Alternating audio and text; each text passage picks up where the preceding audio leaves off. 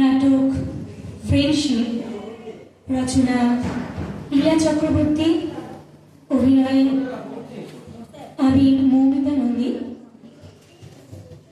ও আমি অভিষেকতা মণ্ডল। শুরু করছি নাটক ফ্রেন্ডশিপ। কিরে, আয়নার সামনে দাঁড়িয়ে এতক্ষণ ধরে কি করছিস? আরে আয়না তোকে দেখছে নাকি তুই আয়নাকে দেখছিস? আমরা দুজন দুজনকে দেখছি না। আমি আজ একটু আলাদা দেখতে চাই। স্কুলে সবাই বলে আমি নাকি সিরিয়াস টাইপের। Serious type? সিরিয়াস মানে কি? এখনকার ছেলেগুলো তো আবার সিরিয়াস মানে ফিল্টার ছাড়া সেলফি বোঝে। কি বলিস? তুমি জানো মা, এখন সবাই না কুল হতে চায়। তাহলে তো আমরা দুজন ঠিক আছি বল। আমি বড়, তুই ঠান্ডা ঠান্ডা ঠান্ডা কুল কুল। মা, তুমি যে কি বলো না, তুমি খুব মজা করো, তাই তো তোমার এত ভালো লাগে। ও বাবা, না রে শোনা, জীবনটা বড় কঠিন। আমি চাই না যে তোর জীবনে কোনো রকম দুঃখের ছায়া পড়ুক। তুই সব সময় হাসি খুশিতে থাকবি, এই ঠিক এখন যেমন আছিস। আমি সব সময় এই প্রার্থনা করি রে। আমার তো কোনো চিন্তা নেই, কারণ তুমি যে আমার মা। তুমি আমার মা, আমি তোমার মেয়ে। বলো না মা, কি পেয়েছো আমার কোলে পেয়ে? ওরে আমার মেয়ে, আমার সোনা মেয়ে। এই, যা যা, অনেক হয়েছে, এবার তৈরি হয়নি, স্কুলে অনেক দেরি হয়ে যাবে এবার।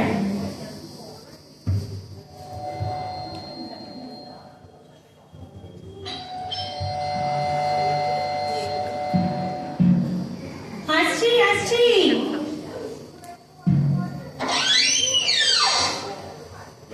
কি রে, ওটা ভার কেন? স্কুলে কিছু হয়েছে নাকি? জানো না, আমার বন্ধু রিয়া আছে না, ও বললো যে আন্টি নাকি ওর ডায়েরি পড়েছে। তারপর রিয়াকে আন্টি খুব বকাবকি করেছে। জানো না, রিয়া না খুব কাঁদছিল। এ মা, তাই নাকি? কিন্তু দেখ, মায়েদের তো বাচ্চাদের নিয়ে চিন্তা হবেই, তাই না?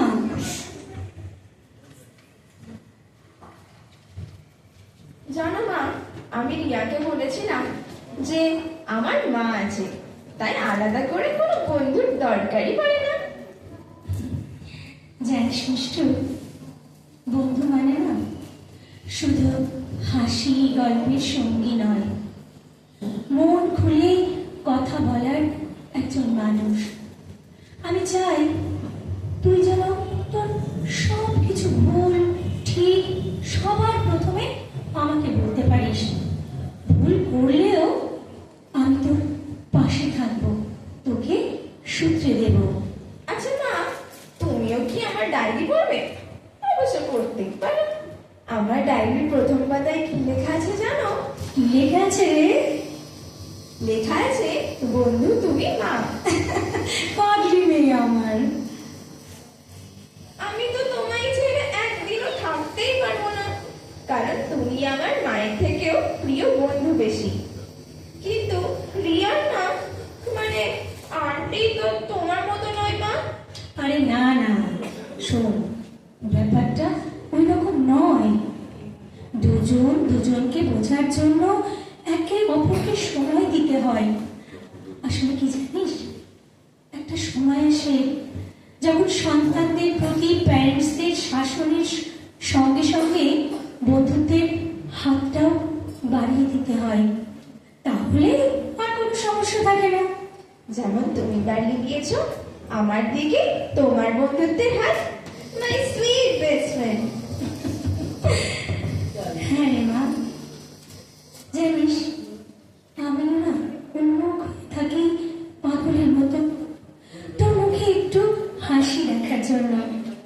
তোর নিজের পায়ে দাঁড়ানো এক মানুষের মতো মানুষ হওয়া দেখার জন্য। জানিস মিষ্টু, যখন তুই খুব ছোট্ট ছিলিস, এই এতটুকু, ভাবতাম আমি আমি শুধুই কি মা, মায়ের সঠিক দায়িত্ব ঠিক মতো পালন করতে পারবো তো? শুধু শাসন নয়, শাসনের সঙ্গে সঙ্গে একজন বন্ধু হওয়ার খুব খুব প্রয়োজন। এখন বুঝি একজন মাকে সবার আগে সন্তানের কাছে বন্ধু হয়ে উঠতে হয়। তোমায় আমি বন্ধু করে পেয়েছি বলে আমার বাইরের বন্ধুর কোনো দরকারই হয় না।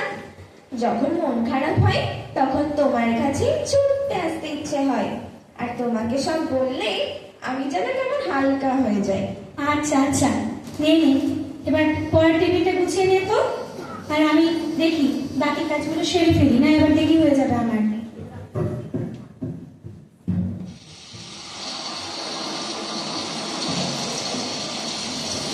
উফ, বাবারে, আজ খুব বৃষ্টি হচ্ছে। দেখি তো মেয়েটা কি করছে। মিষ্টু, মিষ্টু, এই মিষ্টু, ও মা, জানলার ধারে দাঁড়িয়ে কি করছিস? এই এই মিষ্টু। মা, একটা বিষয় বলবো মা? কি রে, কি কথা? করবে না তো? না না, বল।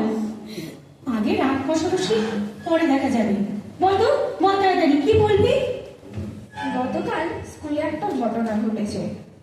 আমার ব্যাগে আমার এক সহপাঠীর পেন ড্রাইভ রাখতে গিয়েছিল, যেটাতে আমাদের কিছু প্রশ্নের উত্তর ম্যাম বলেছিল সেইগুলো ছিল, কিন্তু সেটা জানি না কিভাবে আমার ব্যাগ থেকে হারিয়ে যায়।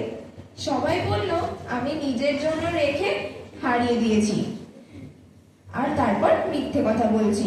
কিন্তু মা, তুমি তো জানো আমি কোনোদিন মিথ্যে কথা বলি না। কিন্তু আমি যতবার বলছি যে আমি হারিয়ে ফেলেছি, আমার কথা কেউ বিশ্বাসই করছিল না। আমার ভীষণ কান্না পাচ্ছিল। কি মা, সে কি? তারপর তারপর কি হলো? ক্লাস টিচার বললেন যে করেছে সে যেন স্বীকার করে, কিন্তু আমি তো কিচ্ছু করিনি। তবুও বুক চেপে গেল মা, খুব ভয় লাগছিল। তারপর তারপর তখন হঠাৎ আমার বন্ধু রিদ্ধি উঠে দাঁড়িয়ে বলল, ম্যাম, মিষ্টু কখনো নিতেই পারে না, সবাই ভুল ভাবছে, আমি ওকে চিনি। আমি তো অবাক হয়ে ওর দিকে তাকালাম। রিদ্ধি তো কখনো আমার সাথে খুব ঘনিষ্ঠ বন্ধু ছিল না, মাঝে মাঝে কথা হতো শুধু। তারপর কি হলো? কিন্তু তারপর জানো মা, রিদ্ধি বলল আসলে পেন ড্রাইভটা টেবিলের পিছনে পড়ে গিয়েছিল, ও সেটাই খুঁজে পায় আর সেটা টিচারের হাতে তুলে দেয়। এইভাবে ও সকলের সামনে আমি যে নির্দোষ সেটা প্রমাণ করে, আমায় লজ্জার হাত থেকে বাঁচায়। আরো অদ্ভুত জানো মা, কি বলতো? ক্লাস শেষে রিদ্ধি আমার হাতে এক টুকরো কাগজ দিল। ওই কাগজে লেখা ছিল, তোর ভয় লাগলে আমায় ডাকিস, আমি আছি।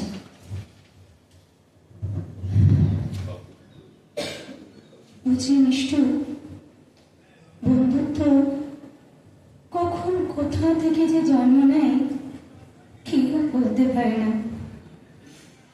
আচ্ছা শোন, তুই না ওকে একটা ফ্রেন্ডশিপ ডেতে ফ্রেন্ডশিপ ব্যান্ড পড়াবি। কি রে, দিবি তো? শুধুই ব্যান্ড?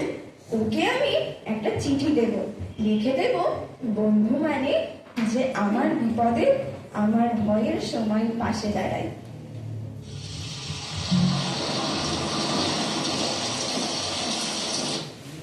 জানিস মিষ্টু,